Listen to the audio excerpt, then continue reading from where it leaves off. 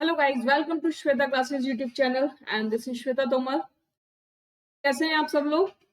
चलिए आज स्टार्ट करने वाले एक new chapter, sorting materials into groups.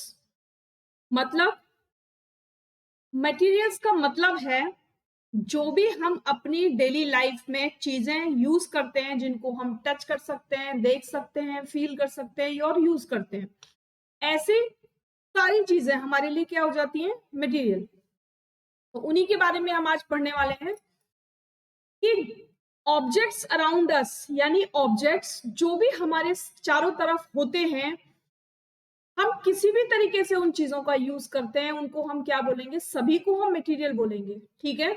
We saw many types of objects around us like chair जिस पर आप बैठे हैं, a bulb, bullock cart, a cycle, a cooking utensils, books, clothes, toys, water, stones and many other objects. यानी जो कुछ भी आपको दिखाई दे रहा है, चाहे वो लिक्विड है, गैस है, सॉलिड है, वो सब क्या है? वो सब ऑब्जेक्ट है। ठीक है।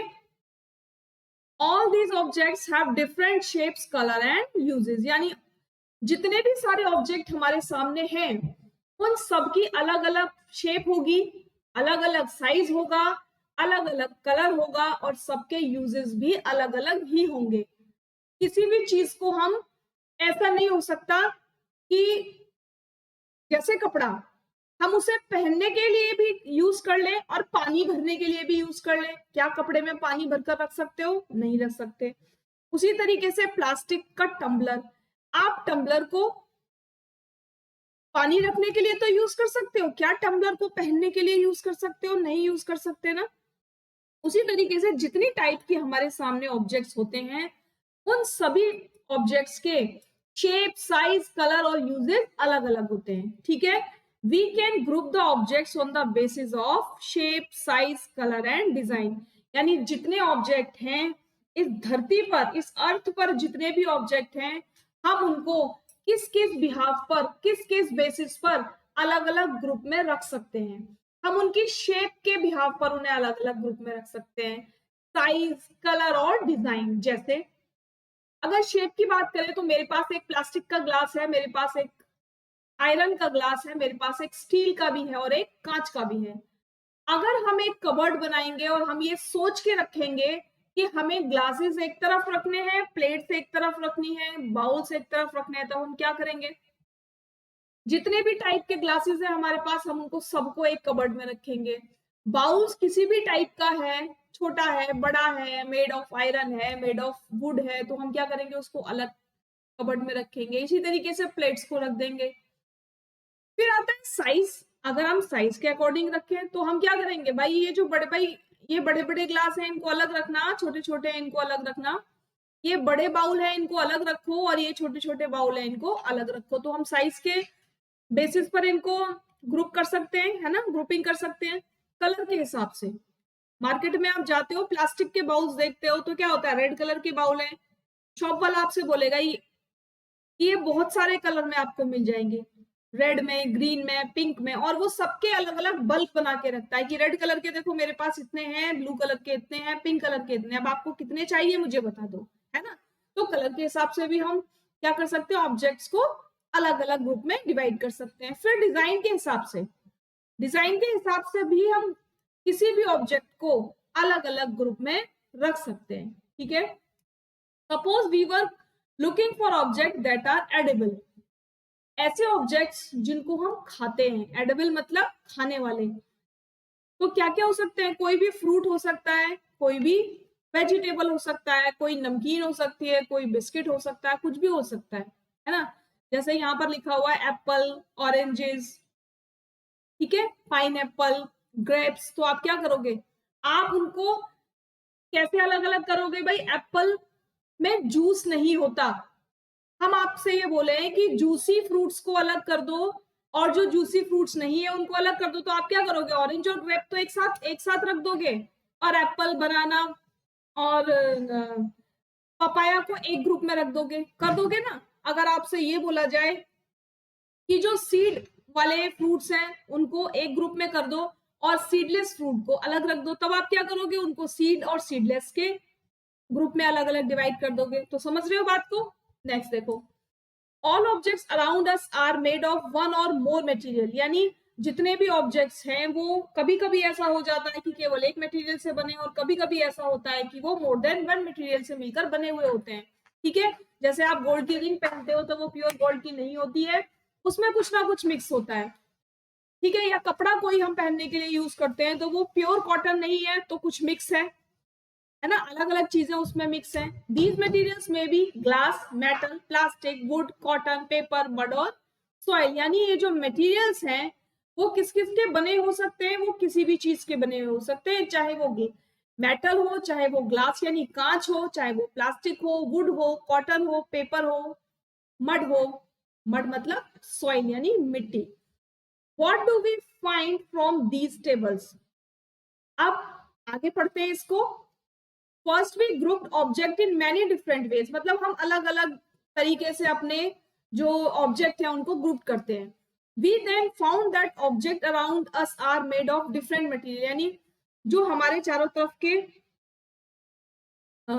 ऑब्जेक्ट्स हैं वो अलग अलग मटेरियल से बने हुए हैं, तो हम उनके बिहाफ पे उनको अलग अलग करेंगे। ठीक है, that an object is made of a single material, यानी ऐसे ऑब्जेक्ट जो सिंगल मटेरियल से बने हुए, मान लो प्लास्टिक से बने हुए हैं तो प्लास्टिक वाले हम अलग रख देंगे, पेपर से बने हुए हैं तो पेपर वाले अलग कर देंगे। ठीक है, आयरन से बने हुए हैं तो आयरन वाले हम अलग कर देंगे, यानी सिंगल मटेरियल उनमें यूज हुआ है, कोई भी मिक्स नहीं हुआ।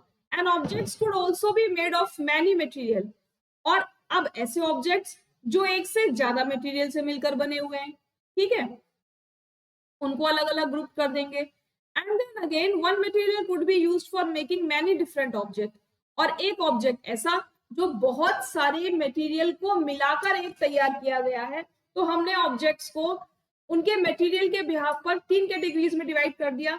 एक तो जो सिंगल मटेरियल से बना था, दूसरा जो एक से ज्यादा मटेरियल से बना था, और तीसरा जो बहुत सारे मटेरियल से मिलकर एक ऑब्जेक्ट बनाया था। ठीक है, next, properties of material, material की properties. Have you ever wondered why a tumbler is not made with a piece of cloth? क्या आप ये सोच सकते हो कि जो आपका टम्बलर है, टम्बलर मतलब ग्लास जिसमें आप पानी पीते हो, वो कपड़े का क्यों नहीं बना होता? सोच के देखा है कभी? पानी डाल के देखा है कपड़े में? क्या होता है, आप ऊपर से पानी डालोगे नीचे से निकल जाएगा, पानी उसमें स्टोर नहीं हो सकता। आप क्लॉथ में पानी को स्टोर नहीं कर सकते, इसीलिए जो टम्बलर है is not made of cloth. Recall our experiment with pieces of clothes in chapter 3। आपने चैप्टर 3 में पढ़ा था ना कि क्या क्या क्लॉथ के पीसेस आपने लिए थे अलग अलग, और किस किस में क्या क्या क्वालिटी। कोई ऐसा था जो ज्यादा वाटर रेजिस्टेंट करता था, कोई ऐसा था जो कम वाटर रेजिस्टेंट करता था, किसी को धुलने के लिए ज्यादा पानी चाहिए, किसी को धुलने के लिए कम पानी चाहिए, कोई इजीली वॉशेबल है, कोई इजीली वॉशेबल नहीं है, पढ़ा था ना। And also keep in mind that we generally use a tumbler to keep liquid, और हम जनरली किसी भी लिक्विड को रखने के लिए टम्बलर, टम्बलर से मतलब यहाँ केवल ग्लास से नहीं है, कोई भी ऐसा बर्तन जिसमें आप किसी लिक्विड को रख सकते हो। ठीक, therefore would it not be silly if we were to make a tumbler out of cloth? यानी पागलपना ही होगा ना ये कि अगर आप एक टम्बलर बनाओगे वो भी कपड़े का, है कि नहीं? नहीं बन सकता ना, हम नहीं बना सकते। What we need for a tumbler is glass, plastic, metal or other such material that will hold water। मतलब हमको टम्बलर बनाने के लिए कोई ऐसा ही बर्तन चाहिए, मतलब कोई ऐसा ही मटेरियल चाहिए जिसमें आप पानी को होल्ड रख सकते हो। जैसे वो टम्बलर आपका ग्लास का हो सकता है, प्लास्टिक का हो सकता है, मेटल का हो सकता है, या फिर किसी भी ऐसे मटेरियल का, वुड का हो सकता है, जिसमें आप पानी होल्ड कर सको। Similarly, it would not be wise to use paper-like material for cooking vessels। उसी तरीके से चीजों को बॉईल करने के लिए, खाने को पकाने के लिए अगर आप पेपर के बर्तन यूज करोगे तो क्या ये बुद्धिमानी है? नहीं है ना, क्योंकि क्या होगा, जैसे ही आप किसी भी पेपर को गैस पे रखोगे, paper has been burn, paper तो जल चुका होगा, है ना। तो खाना आपका क्या होगा, बन जाएगा कि फैल जाएगा? फैल जाएगा ना खाना। तो इसीलिए ये कोई बुद्धिमानी नहीं है, या ये कोई अकल की बात नहीं है कि अगर आप कोई भी ऐसा काम कर रहे हो जिसमें आपको मटेरियल कोई और यूज करना चाहिए और आप किसी और टाइप का मटेरियल यूज कर रहे हो, तो हम मटेरियल को उस तरीके से यूज करते हैं कि हमें ये पता हो कि हाँ हम इस काम के लिए इस मटेरियल को यूज कर सकते हैं। We can use the material related with their work. यानी अगर आप प्लास्टिक के बर्तन में भी खाना बनाओगे तब क्या खाना बना पाओगे? नहीं बना पाओगे, है ना। आपको खाना बनाने के लिए आयरन, स्टील, सिल्वर, एल्युमिनियम ये वाले बर्तन चाहिए होते हैं। क्यों? क्योंकि वो बर्न नहीं होते। ठीक है, चलो नेक्स्ट देखो।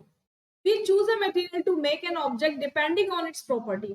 यानी हम अपने मटेरियल को कैसे चूज करते हैं? उसकी प्रॉपर्टी के बिहाफ पे चूज करते हैं। And the purpose for which the object to be use, और वो पर्पस देखते हैं हम जिस पर्पस के लिए हम उसे यूज करने वाले हैं। ठीक है, वो पर्पस देखते हैं, वो रीजन हम ढूंढते हैं जिस पर्पस के लिए, जिस रीजन के लिए हम उसे यूज करने वाले हैं। We see then that we choose a material to make an object depending on its property and the purpose for which the object is to be used. So, what all the properties of material that would be important for their uses, some properties are discussed here. यानी कुछ ऐसी property जिनके basis पर हम अपने object को divide कर सकते हैं, वो आपको अभी आगे दिखाएंगे।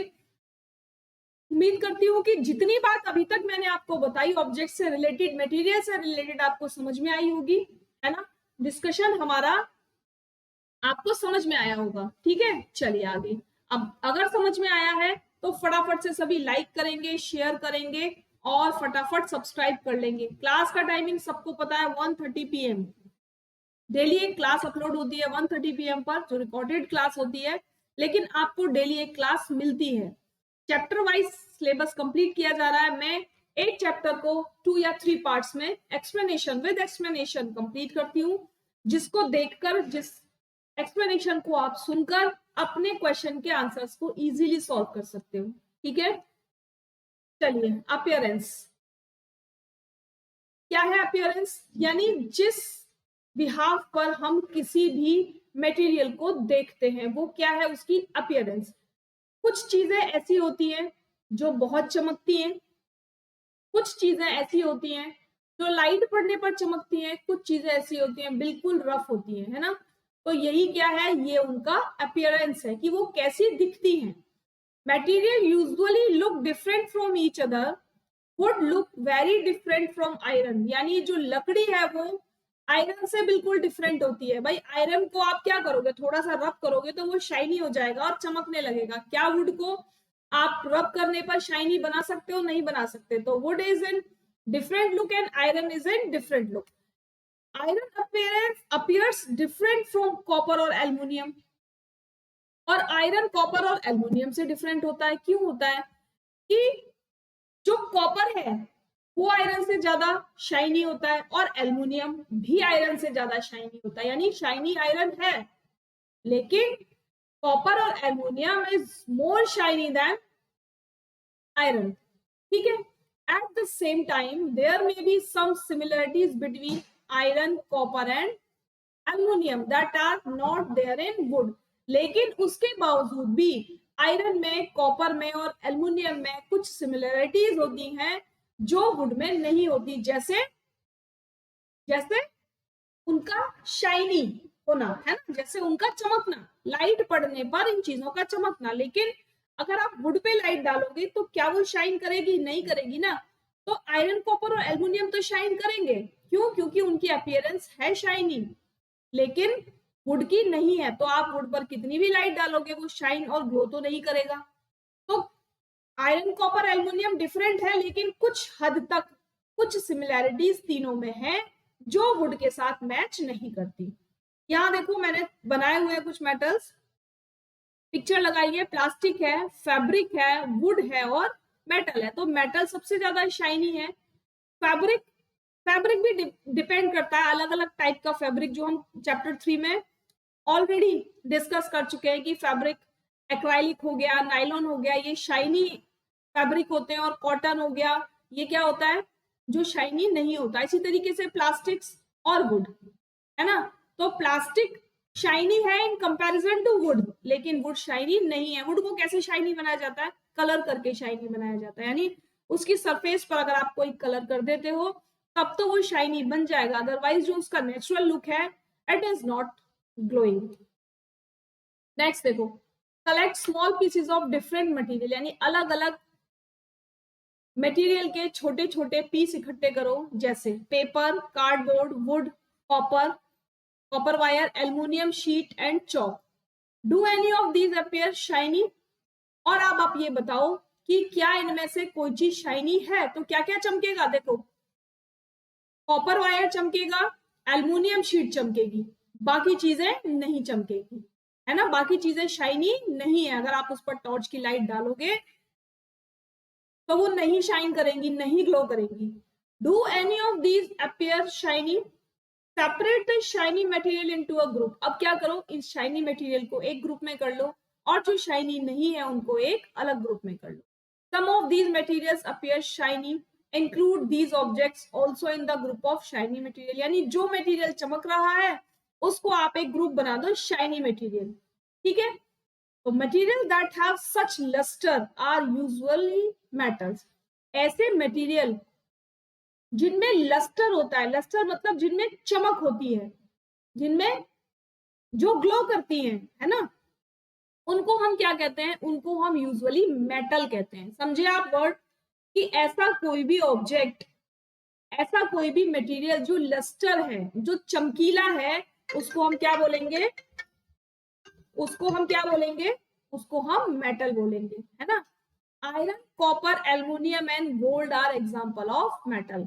आयरन हो गया, कॉपर हो गया, एल्युमिनियम हो गया, गोल्ड हो गया, सिल्वर हो गया, ये सब क्या है? ग्रेनाइट हो गया, ये सब क्या है? ये मेटल है, सब मेटल है, क्योंकि ये चमकते हैं इसीलिए ये मेटल है। डायमंड हो गया, ठीक है, लेकिन डायमंड नॉन मेटल है, डायमंड मेटल नहीं है, डायमंड नॉन मेटल है, ये एक एक्सेप्शन है, फिर भी वो शाइन करता है।